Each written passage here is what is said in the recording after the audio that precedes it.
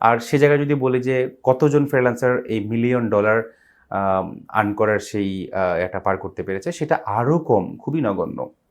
কিন্তু আপনি যদি সেই নগণ্য বা একটা হাই লেভেল অ্যাচিভের যে জায়গাটা অ্যাচিভমেন্টের, সেখানে সেটাকে যদি আপনি ধরে যদি শুরুতে আপনি সেই এক্সপেকটেশন নিয়ে যদি সেখানে চলে আসেন, তাহলে কিন্তু আপনার যেই আপনাকে যখন মাস শেষে ক্লায়েন্ট যখন $100 দিবে, তখন আপনার যে প্ল্যান, আপনার চাকরি ছেড়ে আসা বা আপনার যেই ইনভেস্টমেন্ট প্ল্যান সব কিছু মিলে আপনি কিন্তু মিল খুঁজে পাবেন। আপনি কিন্তু তখন একটা প্রতারিত হচ্ছেন বা এখানে সম্ভব না, এই ধরনের একটা জিনিস কিন্তু আপনার মধ্যে কাজ করা শুরু করবে এবং আপনি কিন্তু খুব সহজেই আপনি ছিটকে পড়বেন।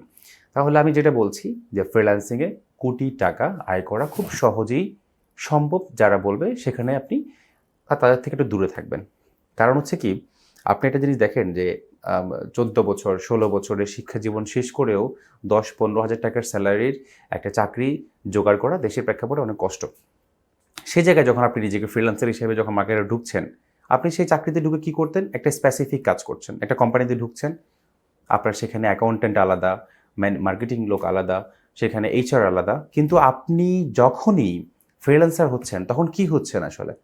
আপনি আপনার অ্যাকাউন্ট্যান্ট, আপনি আপনার মার্কেটার, আপনি আপনার এইচআর, মানে সব কিছু কিন্তু আপনাকেই দেখতে হচ্ছে।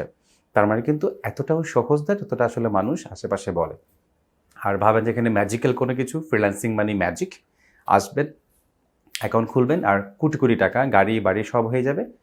এই বিষয়টা আসলে এভাবে করে মোটেই সম্ভব না। সম্ভব